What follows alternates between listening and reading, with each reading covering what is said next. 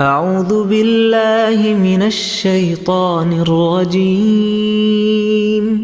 بسم الله الرحمن الرحيم. يا أيها المزمل قم الليل إلا قليلا نصفه أو انقص منه قليلا أو زد عليه ورتل القرآن ترتيلا إنا سنلقي عليك قولا ثقيلا إن ناشئة الليل هي أشد وطئا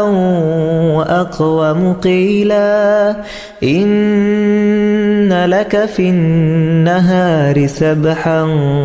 طويلا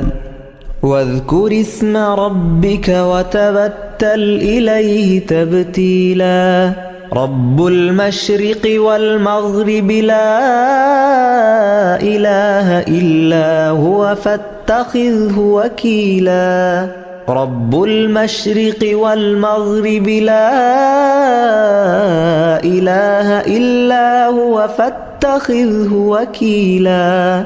واصبر على ما يقولون واهجرهم هجرا جميلا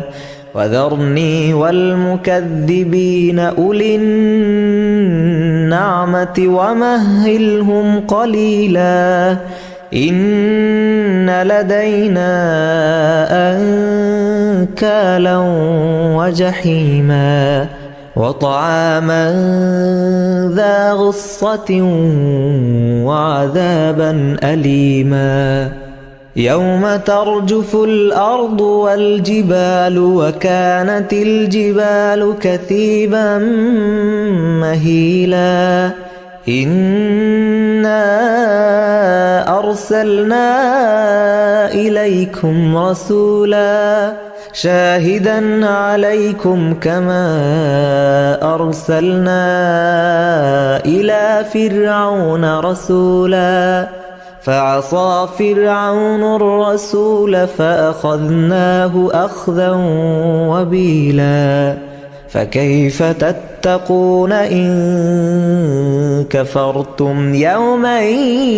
يجعل الولدان شيبا السماء منفطر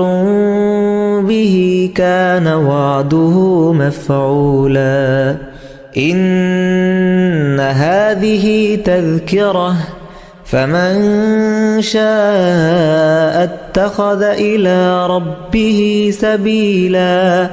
إن ربك يعلم أنك تقوم أدنى من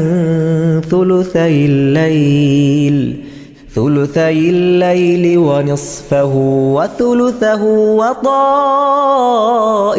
من الذين معك والله يقدر الليل والنهار علم أن لن تحصوه فتاب عليكم فاقرؤوا ما تيسر من القرآن علم أن سيكون منكم مرضى وآخرون يضربون في الأرض يبتغون من فضل الله وآخرون يقاتلون في سبيل الله فاقرؤوا ما تيسر منه وأقيموا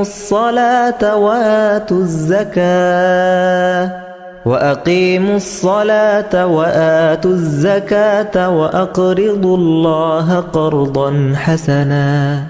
وما تقدموا لأنفسكم من خير تجدوه عند الله هو خيرا وأعظم أجرا واستغفروا الله إن الله غفور رحيم.